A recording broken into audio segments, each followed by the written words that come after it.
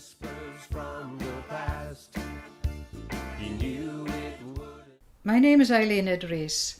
I live in Llansteffan now, but my family come from Llangennych, and that my story is of a member of my family.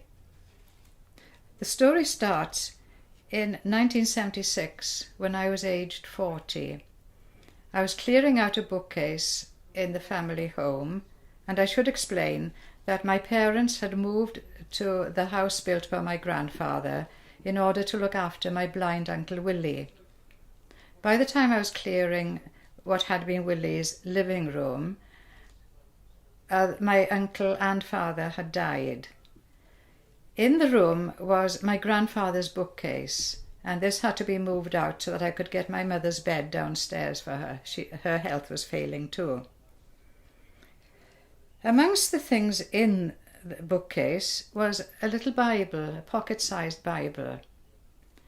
And before discarding it, because we had many Bibles, I happened to have a look at the flyleaf, and it read, Cleddyf yr ysbryd, hwn yw gair Duw. Cyflwynedig gan Eglwys Salem Llangennych I Mr John Rees, a rai ymrestriad yn y fyddin yn y rhyfel fawr yn erbyn Germany. Alfred Morris Gweinidog. So I asked my mother who was John Rees, and she said, oh, it was your father's eldest brother.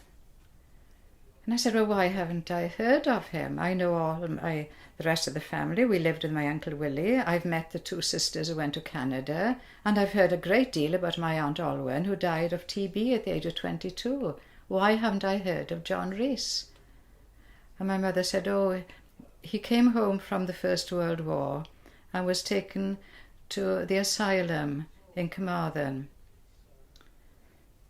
I subsequently found my grandfather's letter book in the same bookcase, and in time read it, and there's a copy of a letter in it that he sent to the pensions office in London, and I'm going to read it out.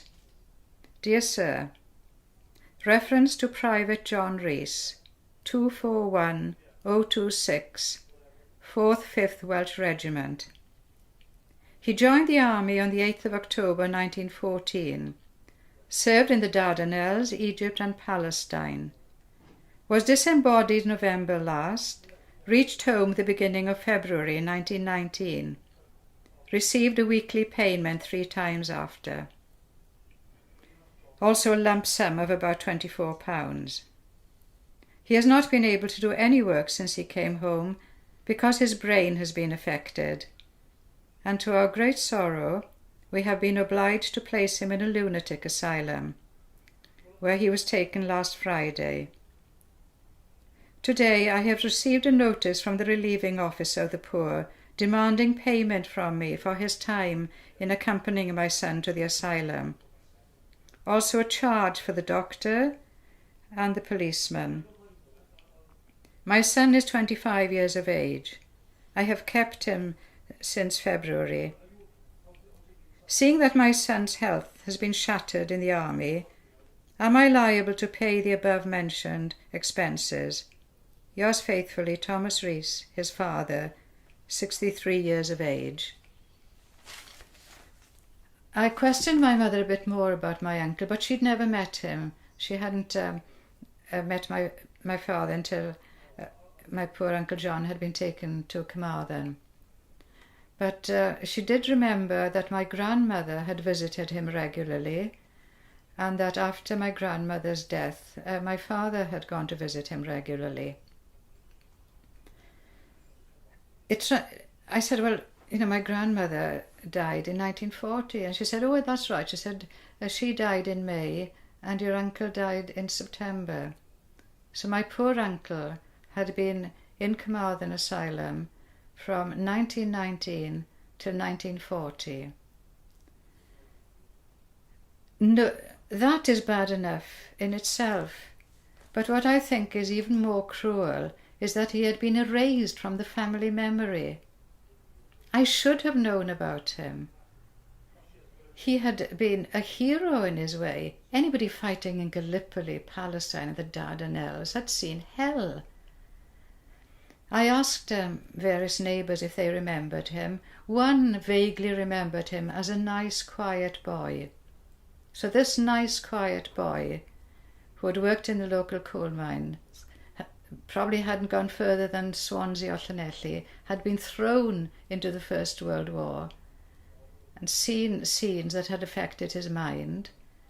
And he should have been honoured as other people were honoured.